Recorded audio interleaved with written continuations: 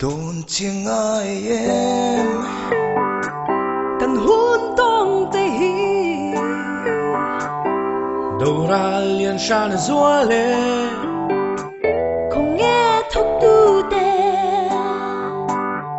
tung nghe cả lang tung nghe thúc chua khang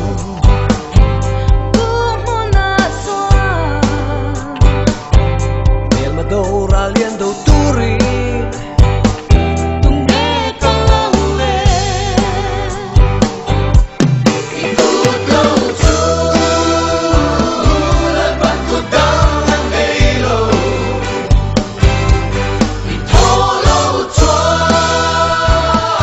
cùng nghe không bi đồng lệ đi kề lâu chu lại bắt kề đắng nang đây lâu mà chết nam mô đã tự tuổi lỡ bằng nghìn câu mấy ngã qua đã chẳng tâm pha tê yêu cha thì em ta đã xiêm kê căng đi yêu cha thì chú cần mong mất tu ri nang lê thì em ta qua say lo pha đi ikut lâu chu lại bắt tu đắng nang đây lâu đi thô lâu chuan cùng nghe không bi đồng lệ đi kề lâu chu lại bắt kề đắng nang đây lâu mà chết nam mô đã tự tuổi lỡ bằng nghìn câu mấy ngã qua ngã chẳng tâm pha tê yêu cha thì em ta đã xiêm kê căng đi yêu cha thì chú cần mong mất tu ri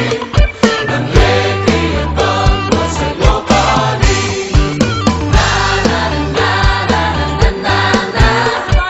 na na na na na na